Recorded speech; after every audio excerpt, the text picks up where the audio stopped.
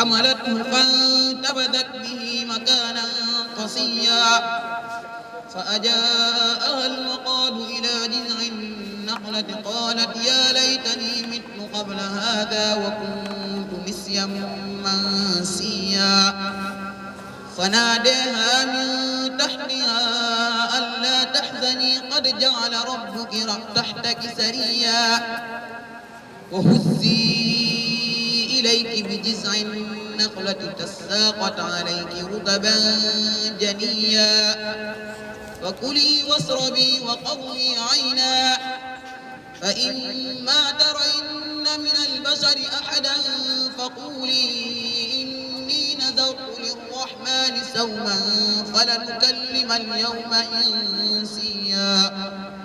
فأتت به قومها تحمله قالوا يا مريم لقد جئت شيئا فريا يا أخت هارون ما كان أبوك امرأ سوء وما كانت أمك بغيا فأشارت إليه قالوا كيف نكلم من كان في المهد صبيا قال إني عبد الله آتاني الكتاب وجعلني مباركا أينما كنت وأوصاني بالصلاة والزكاة ما دمت حيا وبرا بوالدتي ولم يجعلني جبارا سقيا والسلام علي يوم ولدت ويوم أموت ويوم أبعث حيا ذلك عيسى ابن مريم قول الحق الذي فيه يمترون ما كان لله أن يتخذ من ولد سبحانه إذا قضى أمرا فإنما يقول له كن فيكون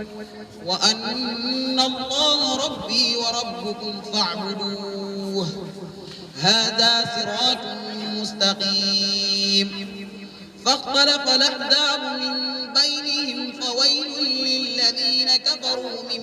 مشهد يوم عظيم أسمع بهم وأبصر يوم ياتوننا لكن الظالمون اليوم في ضلال مبين وأنذرهم يوم الحسرة إذ قضي الأمر وهم في غفلة وهم لا يؤمنون إنا نحن نرث الأرض ومن عليها وإلينا يرجعون واذكر في الكتاب إبراهيم إنه كان صديقا نبيا إذ قال لأبيه يا أبت لم تعبد ما لا يسمع ولا يبصر ولا يغني عنك شيئا يا أبت إني قد جاءني من العلم ما لم ياتك فاتبعني أهدك صراطا سويا يا أبت إني أخاف أن يمسك عذاب من الرحمن فتكون للشيطان وليا قال أراغب أنت عن آلهتي يا إبراهيم لئن لم تنته لأرجمنك واهجرني مليا قال سلام عليك سأستغفر لك ربي إنه كان بي حفيا وأعتزلكم وما تدعون من دون الله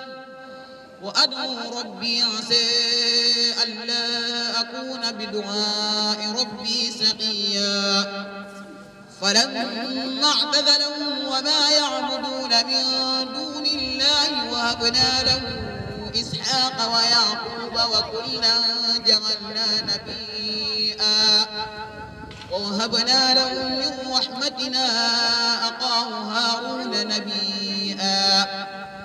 واذكر في الكتاب موسى إنه كان مخلصا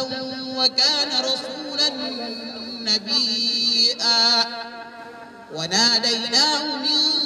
جانب الطور بالطور الأيمن وقربناه نجيا ووهبنا له من رحمتنا أخاه هارون نبيا واذكر في الكتاب إسماعيل إنه كان صادق الوعد وكان رسولا نبيا وكان يأمر أهله بالصلاة والزكاة وكان عند ربه مرضيا واذكر في الكتاب إدريس إنه كان صديقا نبيا إذ قال لأبيه يا أبت لم تعبد ما ورفعناه مكانا عليا أولئك الذين أنعم الله عليهم من النبيين من ذرية آدم وممن حملنا مع نوح ومن ذرية إبراهيم وإسرائيل وممن هدينا واجتبينا إذا تتلى عليهم آيات الرحمن خروا سجدا وبكيا الله أكبر.